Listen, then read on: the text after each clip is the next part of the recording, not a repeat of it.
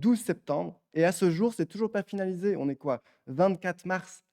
24 mars. Donc ce type, il attend depuis 6 mois pour juste une inscription à la commune, quoi. Genre, c'est une histoire de 2 clics sur l'ordinateur. Genre, c'est vraiment, c'est juste de la méchanceté. Ah, c'est du racisme, mais c'est juste méchant, quoi. Genre, c'est emmerder les gens pour qu'ils se cassent d'eux-mêmes. Et comme ça, tu pas raciste de chasser les immigrés ou de refuser tel ou tel quota d'immigration. Mais tu arrives à totalement faire du racisme en sommation, quoi. C'est dégueulasse. Parmi ceux qui ont dû attendre plus d'un mois, 95% n'ont pas la nationalité belge. 95%. Déjà, d'où le bourgmestre traite ses dossiers personnellement. C'est pas le travail d'un bourgmestre, ça. Là, il y a des employés administratifs de la commune pour faire ce genre de travail. Et d'où c'est légal de demander la liste des noms de tous les noms belges. Donc, c'est même pas la liste des noms de toutes les personnes qui se sont inscrites, c'est la liste des noms des noms belges, quoi. Genre, c'est ouf.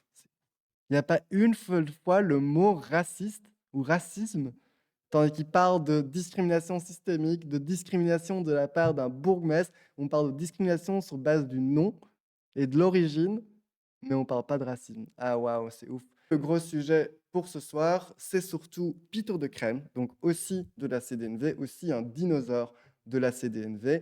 Et Peter de Crème est accusé de discrimination contre les non-belges dans sa commune à Outer. Donc il est bourgmestre depuis des années à Outer. Il y a une enquête de la part de Pano qui est le service d'enquête et de reportage de la part du service public, donc de la VRT. Et ils ont fait toute une enquête donc, sur ce qui se passe à Outer.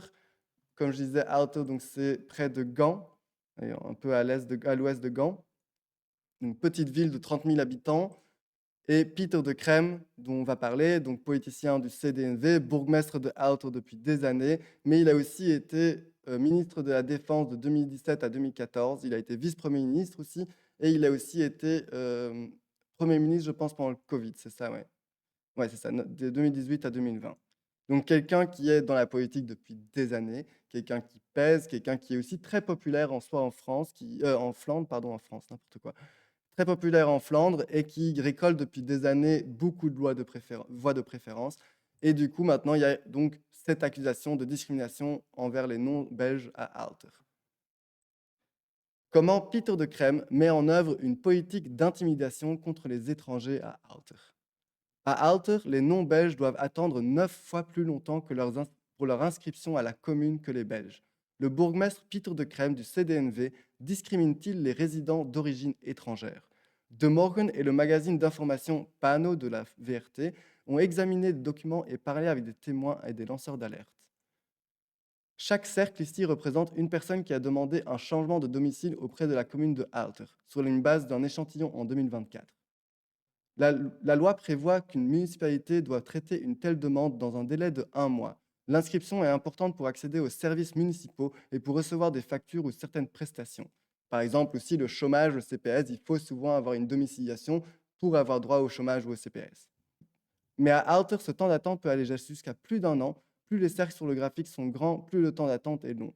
Ici, on voit, il y a certaines personnes qui attendent 241 jours, ici 467 jours, et on voit à chaque fois que c'est des personnes non belges.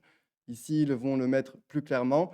Est-ce que tout le monde doit attendre plus longtemps? Non. Il y a des différences immédiatement perceptibles entre les Belges en jaune et les non-Belges en bleu ou en rouge. Donc les rouges, c'est les personnes qui viennent en dehors de l'Europe, et les Belges de l'Europe, mais donc que ce soit les personnes de l'Europe, mais que ce soit des personnes en dehors de l'Europe ou en intérieur d'Europe, on voit clairement qu'il y a une énorme discrimination à Aalter. Donc.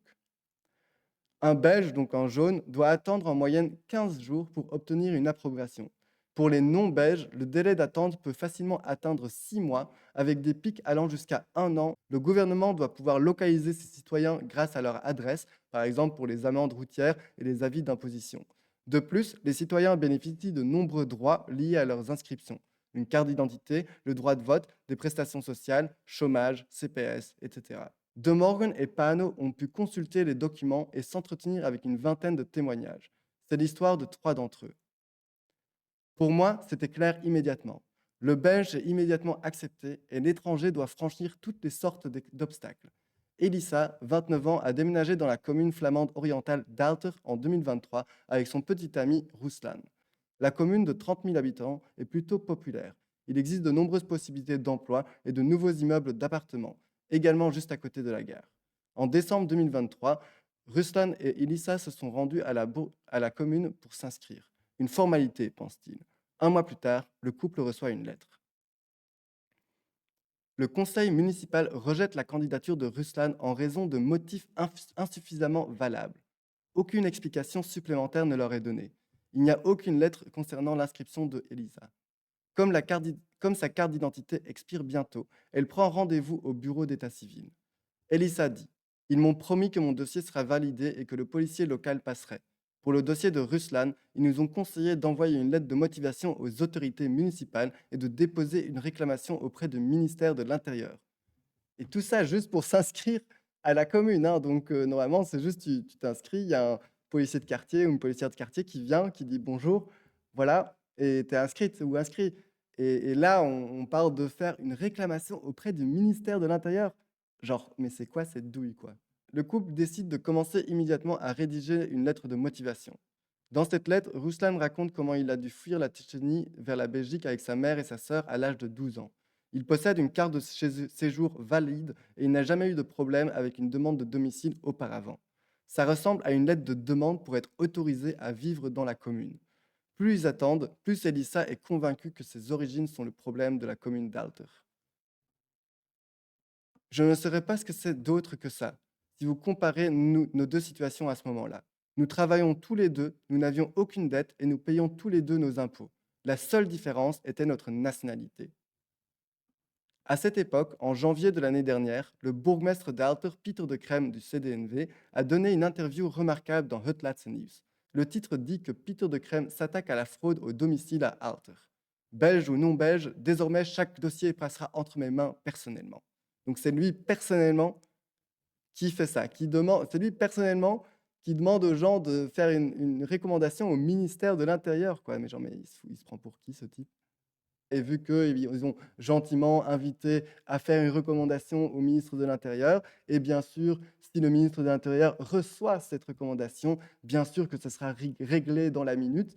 Mais déjà, il faut savoir écrire, savoir connaître de l'administration, savoir rédiger une lettre de motivation, savoir rédiger une lettre de recommandation, savoir comment tu fais ça, savoir comment est-ce que tu t'adresses au ministère de l'Intérieur. Et même ici, il faut le courage. Allez, on parle d'aller envoyer une lettre de recommandation au ministère de l'Intérieur. Il y a beaucoup de gens que ce genre de personnes intimident. Il y a beaucoup de gens, surtout des personnes qui subissent des discriminations, qui ne veulent pas se rendre plus visibles au corps qu'ils sont déjà. Donc, ils ne vont pas faire ça. Ils vont pas faire ça. Donc, c'est totalement du racisme dans la pratique, comme tu le dis. Mais oui, bien sûr, officiellement, ce n'est pas du racisme parce qu'ils ont dit ils ont donné toutes les pistes possibles. Mais c'est fou, quoi. Bref. Pieter de Crème est un ancien dirigeant du CDNV et un phénomène d'Alter. Son père était bourgmestre depuis plus de 30 ans avant lui et Pieter de Crème a pris le flambeau maintenant depuis 30 ans. Waouh, la génération, de père en fils pendant 30 ans, bourgmestre de la même ville, quoi. Mais genre, c'est ouf, c'est ouf. À cette époque, il a également fait carrière dans la politique nationale. Par exemple, Pieter Graham a aussi été ministre de la Défense pendant presque 7 ans. Son dernier poste supralocal a été celui de ministre de l'Intérieur pendant la crise du coronavirus en 2020. Lorsque le gouvernement Vivaldi, donc le précédent gouvernement, a pris ses fonctions, Pieter de Crème retourna à son Alter. Selon plusieurs anciens employés de CPAS, il s'occupe non seulement activement des inscriptions, mais il demande également des listes avec les noms de tous les non-belges qui s'inscrivent auprès du CPAS et le soutien qu'ils reçoivent. Ouais, donc je pense que c'est une discrimination sur base du nom, clairement. Et quoi, s'il y a des noms qui ne le plaisent pas, il fait quoi avec? C'est ouf, quoi. Déjà, d'où le bourgmestre traite ses dossiers personnellement. C'est pas le travail d'un bourgmestre, ça. Là, il y a des employés administratifs de la commune pour faire ce genre de travail.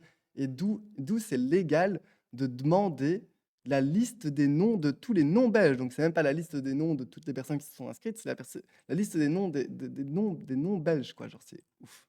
Et le CPS lui fournit ces listes. Ben oui, en fait, le CPS, il faut savoir que les directions du CPS sont en fonction des élections locales. Donc, les directions du CPS, c'est les politiciens locaux qui les désignent. Donc, c'est leur copains souvent, il y a des conflits d'intérêts. Donc si ton bourgmestre qui t'a désigné te demande une liste, bah, tu veux garder ton emploi, tu lui donnes, quoi. Allez, c'est hyper problématique, hein, et c'est condamnable, hein, bien sûr, mais je trouve que c'est plus condamnable, ce que Peter de Crème fait que ce que l'employé en soi, le fait qu'il ait donné la liste. Ça peut être un coup de pression, ça peut être, une peur de crise de perte d'emploi, ça peut être plein de raisons, quoi. Donc on va pas juger l'employé qui a fourni les listes. Après, si c'est le président du CPS, du coup, qui est officiellement nommé par les échevins et le bourgmestre, bah là, si, je pense qu'on peut lui en vouloir, politiquement, clairement. Quelques mois après cette interview dans le journal, Peter de Crème a de nouveau ajusté sa politique d'enregistrement. Il a introduit un nouvel instrument, le contrôle de la qualité de la maison. L'année dernière, en 2024, il a demandé 77 contrôles, alors qu'auparavant, il y en avait en moyenne 17 par an. Le nombre d'inspections de la qualité des logements a ainsi quadruplé. Il y en a tellement que le service compétent ne peut pas tous les traiter. Et comme Peter de Crème lie les contrôles aux inscriptions, les nouveaux résidents doivent attendre encore plus longtemps. Donc c'est vraiment ça, quoi. Vraiment, Peter de Crème, il utilise tous les moyens légaux ou pseudo-légaux pour faire de la discrimination raciale, quoi, ou sur base du nom. Mais vraiment, genre, vraiment aller dire oui, il faut contrôler la qualité de maison, mais bon, si tu en fais c'était quoi, 77 en un an? Bah oui, bien sûr que ça prend 6 mois avant que ta maison est contrôlée, et puis encore 6 mois avant que tu es inscrit à la commune. Et du coup, voilà, tu es à 1 an de pas inscription à la commune. Pendant 1 an, tu n'as pas droit au CPS, tu n'as pas droit au chômage. En plus, l'an perdu au chômage, tu l'as perdu, parce que c'est pas rétroactif, parce que là, c'est seulement à partir du jour où tu as une adresse que tu as droit au chômage. Donc c'est dégueulasse. C'est vraiment pousser les gens dans la précarité et pousser les gens à se casser, à se casser de sa commune, quoi. Donc c'est vraiment une politique de, de, de ségrégation, on veut rester juste entre blancs, quoi. Genre, c'est quoi ce truc? Et même pas juste blancs, juste entre belges, genre, parce qu'apparemment, il y a aussi toutes les personnes en Europe aussi qui sont discriminées, quoi. Bref. L'été dernier, Nourettine Özgünes, de 52 ans, a emménagé avec son frère à Knesselar, une sous-commune rurale d'Alter. Le 12 septembre, Özgünes a signalé son déménagement à la mairie, à la commune. À ce jour, son inscription n'est toujours pas finalisée. Ça me stresse, dit-il. Donc, 12 septembre, et à ce jour, c'est toujours pas finalisé. On est quoi? 24 mars. 24 mars. Donc ce type, il attend depuis 6 mois pour juste une inscription à la commune, quoi. Genre, c'est une histoire de 2 clics sur l'ordinateur. Genre, c'est vraiment, c'est juste de la méchanceté. Ah, c'est du racisme, mais c'est juste méchant, quoi. Genre, c'est emmerder les gens pour qu'ils se cassent d'eux-mêmes. Et comme ça, t'es pas raciste de chasser les immigrés ou de refuser tel ou tel quota d'immigration.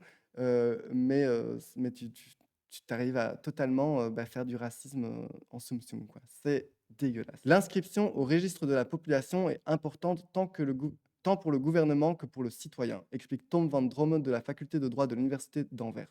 Le gouvernement doit pouvoir localiser ses citoyens grâce à leur adresse, par exemple pour les amendes routières et les avis d'imposition.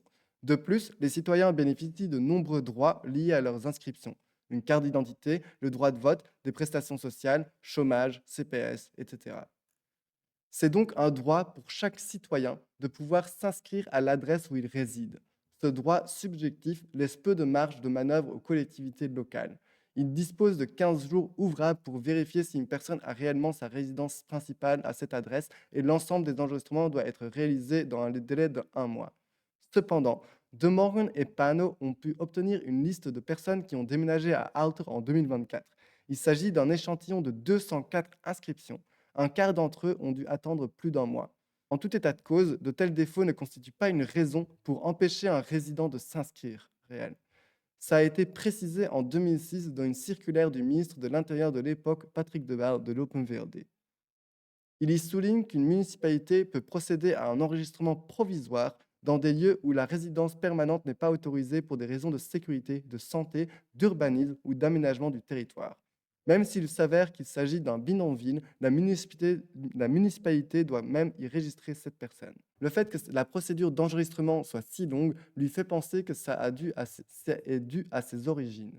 J'ai encore le sentiment d'être un citoyen de seconde zone. Même si je vis en Belgique depuis 51 ans, je pense qu'ils vous font attendre jusqu'à ce que vous disiez « Putain, je m'en vais ». Parmi ceux qui ont dû attendre plus d'un mois, 95% n'ont pas la nationalité belge. 95%. Parmi ceux qui ont dû attendre plus d'un mois, 95% n'avaient pas la nationalité belge. C'est énorme, quoi. C'est évident. Genre, il n'y a pas photo sur que c'est de la discrimination, quoi. Alors que la domiciliation d'une personne de nationalité belge est réglée en moyenne en 15 jours, la moyenne pour les non-belges est de 137 jours. 137 jours d'attente, en moyenne, donc il y a pire. On a vu avec la personne là 467 jours d'attente. Il existe également une liste de toutes les inspections de qualité de logement demandées par Peter de Crème personnellement en 2024. Sur 77 contrôles, 4 concernaient des Belges. Parmi ces 4 personnes, 3 ont un nom à consonance étrangère. What? C'est tellement horrible. Sur 77 contrôles, 4 étaient des Belges et seulement une avait un nom soi-disant belge, quoi. Genre, c'est terrifiant, c'est ouf, c'est ouf. Et ça, c'est donc des contrôles, des inspections de qualité de logement que Peter de Crème, le bourgmestre, a demandé personnellement, quoi. C'est ça qui, genre, d'où le bourgmestre s'occupe de ça, quoi. Cette histoire a été révélée par un lanceur d'alerte de l'administration d'Aalter, qui a parlé à la fois à Pano et à De Morgan. Cette personne souhaite uniquement témoigner de manière anonyme. Le conseil municipal d'Aalter n'a guère de compréhension pour les voix dissidentes, a-t-il déclaré. Quiconque ne se conforme pas à leur version des faits sera exclu. Donc là, on parle vraiment d'un climat de terreur, hein. Donc si cette personne qui témoigne, qui travaille du coup pour Peter de Crème, n'ose pas s'identifier, dit qu'il n'ose pas, que tout le monde doit se conformer, sinon t'es dans la merde, ben ça c'est ce qu'on appelle un climat de terreur et du harcèlement au travail, et une forme de violence au travail. Et du coup, ben, Peter de Crème donc, discrimine les personnes sur base de leur nom, mais en plus a une politique de violence à sa mairie, quoi. Tandis que c'est le bourgmestre, il devrait déjà pas s'occuper de ça. Ce type devrait être dégagé de toute la vie politique et publique de la Belgique. Avez-vous peur du bourgmestre Peter de Crème? Oui, on sait qu'il peut être très rancunier. Que se passe-t-il alors à Aalter? Si des personnes de nationalité étrangère souhaitent s'inscrire à Aalter, leur demande est d'abord soumise au collège Echefinal. Ce dernier rapporte souvent la décision en demandant un contrôle de qualité du logement. À la fin de la procédure, ces personnes sont inscrites, mais ça peut prendre des mois, voire plus d'un an, avec toutes les conséquences que ça implique, des étudiants étrangers qui ne peuvent pas prolonger leur visa, des patients atteints de cancer qui ne peuvent pas recevoir leur traitement sur place, aucun droit à l'assurance maladie, chômage, CPS, tout ce que vous voulez. Est-ce que ça concerne uniquement les personnes d'origine étrangère? Les personnes surveillées n'ont pas de nom de famille. Les personnes surveillées qui n'ont pas un nom de famille flamand, c'est ça, c'est exact. Est-ce autorisé? Non. Un contrôle de la qualité du logement ne constitue pas un motif pour le report d'une inscription. Quel que soit l'état du logement, ces personnes ont droit à leur domicile dans la commune. Selon le bourgmestre Peter de Crème, il n'a pas de politique anti-harcèlement, mais plutôt une bonne politique. Il n'y a aucune distinction entre les Belges et les non-Belges, dit-il. Le système s'applique à tout le monde, mais il se peut qu'un groupe spécifique de personnes retrouve dans un groupe spécifique. Mais il se trouve qu'un groupe spécifique de personnes se retrouve dans un groupe spécifique de foyers. Et voilà, c'est comme ça qu'il explique du coup qu'il n'est pas raciste et que c'est de la sociologie. Vous voyez, vu que les personnes non belges sont souvent plus précaires, ils vont dans des logements moins chers, donc plus insalubres et tout ça. Et du coup, ça fait que là, vous voyez, il faut faire des contrôles, euh, tandis que tu pourrais déjà juste les inscrire et après faire le contrôle et pas faire de contrôle juste et comprendre que ces gens n'ont pas la thune pour isoler leur logement ou pour avoir des logements pas insalubres. Et peut-être que la commune d'Aalter pourrait créer des subsides, créer un fonds pour isoler les logements ou pour rendre moins insalubres tous ces logements, parce qu'apparemment, s'ils font 77 contrôles par an, c'est qu'il y a un problème du logement à Aalter. Et plutôt que de regarder le problème ainsi et de trouver une solution pour ces gens qui sont apparemment dans des logements insalubres, on va les dégager, les chasser, quoi. Et avec ça, il s'en échappe en se disant qu'il n'est pas raciste. Peter de Crème défend son système comme moyen de lutter contre les marchands de sommeil. Il considère que c'est son devoir de diligence. mais dans les statistiques criminelles d'Alter, aucun cas de marchandage de sommeil n'est mentionné en 2023 et 2024. Peter de Crème fait également référence à un regroupement familial des migrants et des personnes qui vivent dans un logement trop petit pour trop de personnes. Les enquêtes menées auprès du service public fédéral intérieur montrent qu'un flot de plaintes émane d'Alter. Depuis fin 2023, soit il y a un peu plus d'un an, ça concerne 110 plaintes. Le ministre de l'Intérieur contacte souvent la municipalité qui enregistre alors le citoyen, même après l'expiration du délai légal.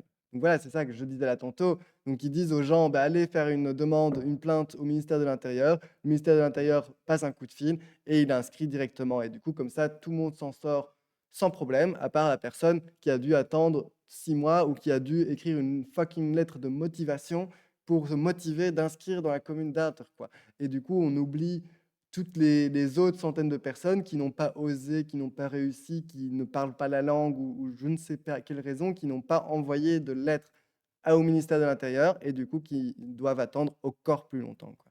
Le gouvernement fédéral accuse le gouvernement régional d'être responsable des sanctions, mais l'agence flamande pour les affaires intérieures résiste. Cette agence a transmis certaines plaintes au niveau fédéral car elle est responsable des registres de population. Et voilà, tout le monde se renvoie la balle, la spécialité belge. Donc personne n'est responsable, personne va régler le problème. Et du coup, Peter de Crème peut continuer à faire sa discrimination raciste tranquillement parce qu'il n'y a pas de responsable. Pendant ce temps, des gens comme Serge So et Noureddin Özgünez attendent toujours leur inscription. Özgünez espérait acheter lui-même une maison, mais ça ne se fera surtout pas à Alter, dit-il. Donc ça marche, hein, les gens se cassent. Les gens se cassent. Bref. Voilà donc pour l'enquête de Pano et de Morgan sur les discriminations de Peter de Crème, le ministre de la NVA qui veut interdire ce système de Peter de Crème, mais en même temps, il y aura toujours cette question de qualité de logement, de soi-disant marchand de sommeil. En soi, si tu peux le faire, s'il y a un soupçon de marchand de sommeil, ils vont prendre l'excuse du marchand de sommeil. Ça sera toujours une excuse pour foutre dans la merde les locataires et chasser les immigrés, hein. Même s'il y a cette loi qui précise qu'il faut que ça soit un réel soupçon de marchand de sommeil, je pense que ça sera toujours le cas. Je soulevais que le mot racisme n'était pas dit. Ah ouais?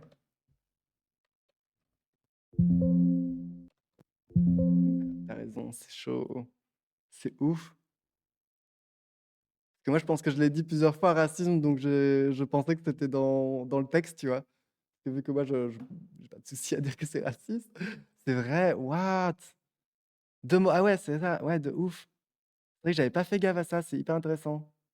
Il y a pas une seule fois le mot raciste ou racisme, tandis qu'il parle de discrimination systémique, de discrimination de la part d'un bourgmestre. On parle de discrimination sur base du nom et de l'origine, mais on parle pas de racisme. Ah waouh, c'est ouf.